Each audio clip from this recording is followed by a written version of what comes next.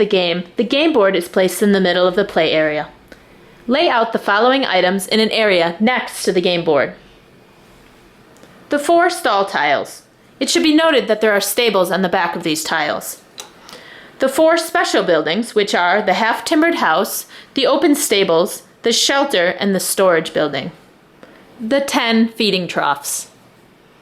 All of the animals, which are the cows, sheep, pigs, and horses, and also all of the building supplies, which are stones, reeds, and wood. It should be noted that there are special green tiles with 4s on them for each of these piles. These are used to represent 4 of the indicated item in case the supply runs low. 8 borders are also placed next to the game board by the expand section, as well as 4 farm expansions.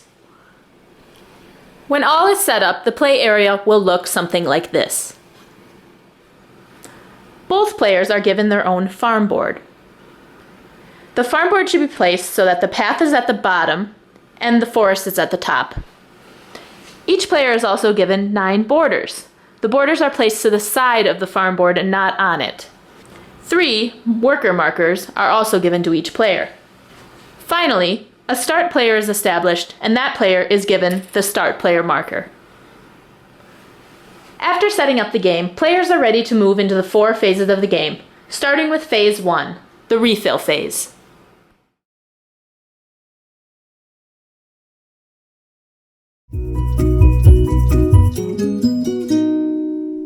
To start the refill phase, players look to the game board. The game board is composed of 17 action spaces. Some of these action spaces contain a refill arrow that protrudes from their border. These are the only spaces that will be refilled during the refill phase. The symbol will tell the type of resource to place there, and the number will tell the amount. So this space would gain 1 wood resource during the refill phase, and this space would get 3 wood. This one would get 1 stone, and this one would get 2.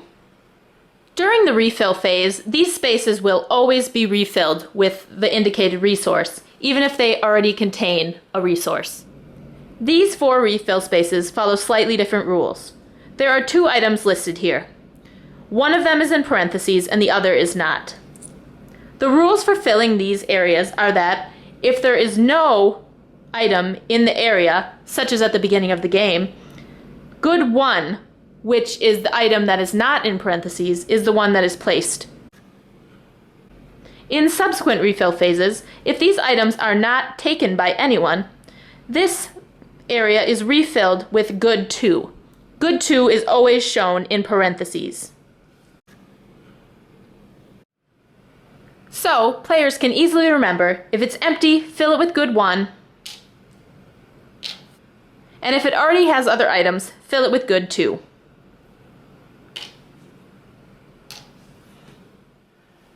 Players should not forget to place the 1 border on the expand section of the board as well. The borders to the side of the board are a good way to tell how many rounds of the game are left, since there are 8 borders placed there at the beginning of the game, and 1 is placed there each round. When all refill arrows have been refilled, players now move into Phase 2, the work phase.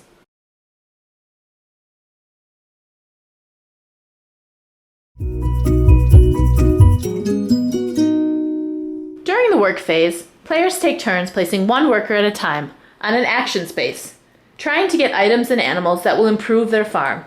Each player must place all 3 of their workers, and only 1 worker is allowed per space. As players place their workers, they immediately carry out the corresponding action.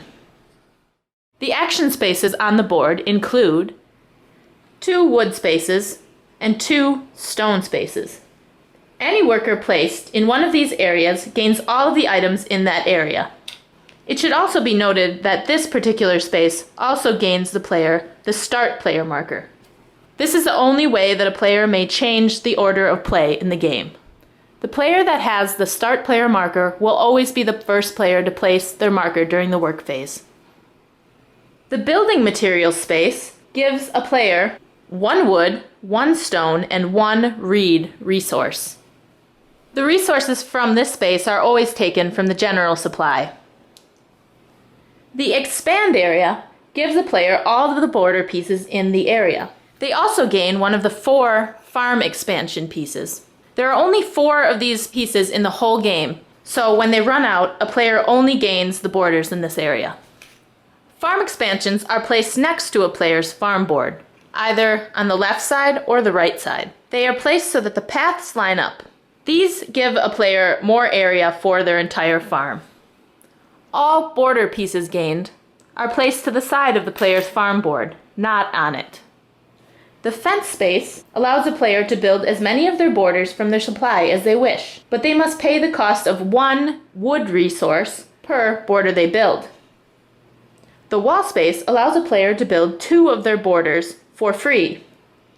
They can also choose to build more borders at the cost of 2 stone resources per border. When a player plays a border on their farm board, they can place it around the dark green squares. Players should note that the cottage that is on the farm board already has borders on it that may be used by the player. Borders are important in a player's farm.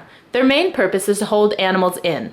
They are never allowed to be rearranged once they are placed, so players must place them wisely. There are several action spaces that allow a player to build buildings on their farm. While placing buildings, a player must follow a few rules.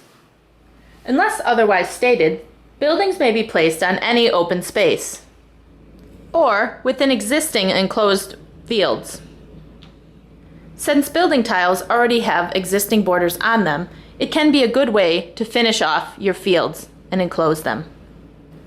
Buildings can also be placed on areas that already contain animals and feeding troughs. They are simply placed under the items. As with borders, buildings are never able to be moved once they are placed, so players must place them wisely. Let's take a look at some of the individual building actions.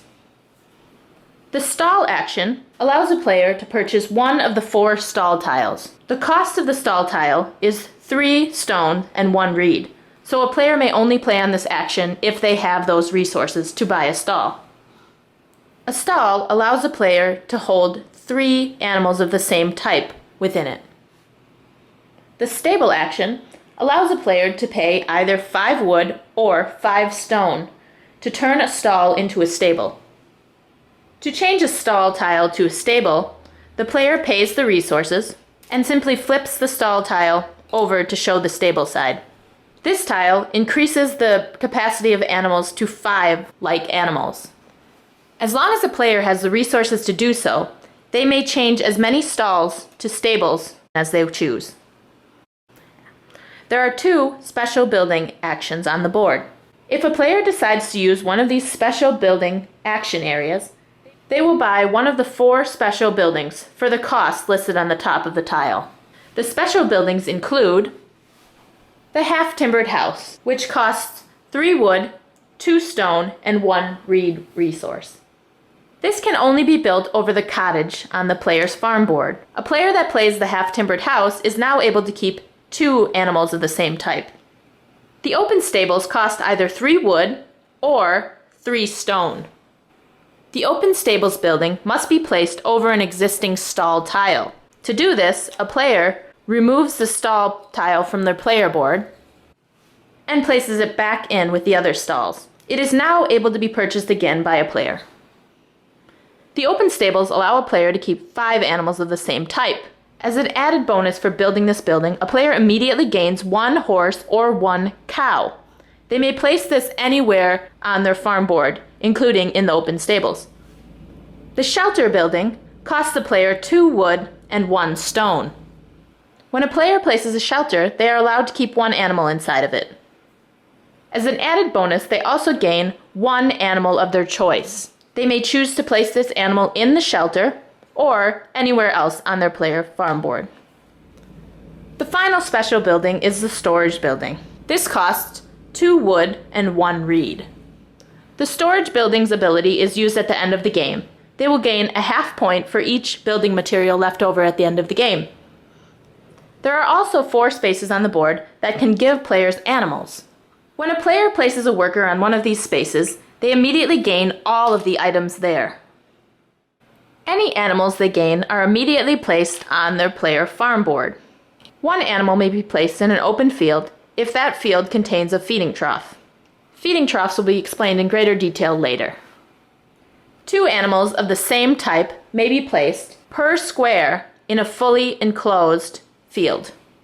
A fully enclosed field like this encloses 2 squares, so can hold 4 animals of the same type. As mentioned previously, buildings can hold the number of animals printed on the bottom right-hand corner of their tile. Any animals they are not able to place on their player farm board are placed back into the general supply. The final action area to be mentioned is the feeding trough area. This allows a player to build 1 feeding trough for free. They may also choose to build an unlimited amount of feeding troughs at the cost of 3 wood resources per 1 feeding trough.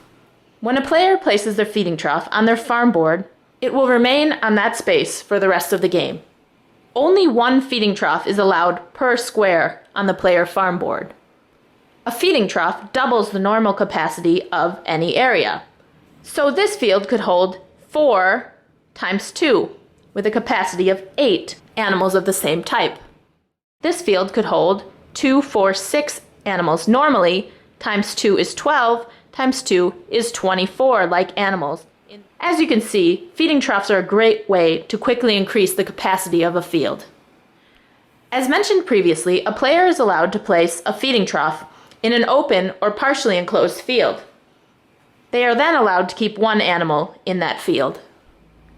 A feeding trough may also be placed in any building, including the cottage. When a feeding trough is placed in a building, it doubles the capacity displayed on the building. So the open stables with a feeding trough could house 10 animals of the same type. When both players have placed all 3 of their worker pieces on the player board, they now move into phase 3, the home phase.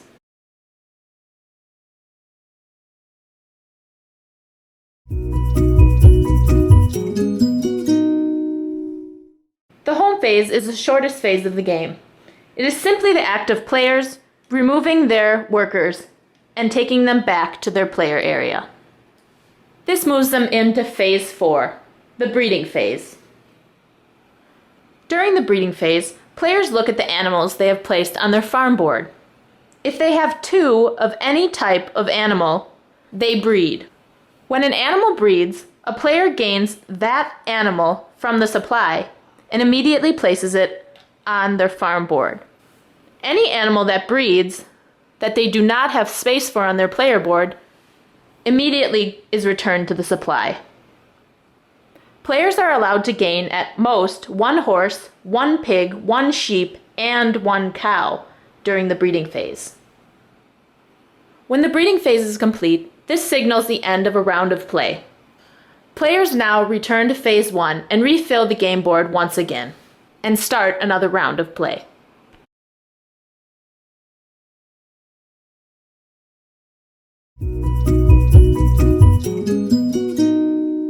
After 8 rounds of play, the game ends and players count up their scores. Players may use the score sheets included with the game to keep track of their score.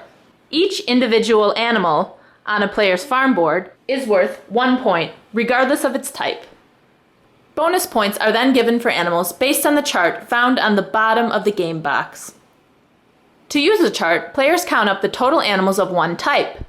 So, if a player was to have 8 to 10 sheep on their farm board, they would gain 1 extra point. Unfortunately, a player also loses 3 points for any animal type they have 3 or less of. So this player only has 2 pigs on their farm board and would lose 3 points. They gain 4 points for each farm expansion where all 3 spaces are used. Used spaces contain any combination of feeding troughs, buildings, or fully enclosed pastures. Parts of pastures do not count. Players next score their buildings. If a building is worth any points, it will have a number on it next to the gold coin symbol. So, the stables are worth 4 points, the stall is worth 1 point. Finally, if any player has built the storage building, they will count up the remaining wood, reed, and stone next to their farm board and gain a half point for each resource they have left. For instance, this player would gain 4.5 points for these remaining resources. The player who ends with the most points is the winner. In the event of a tie, the player who did not start the game with the start player marker is declared the winner.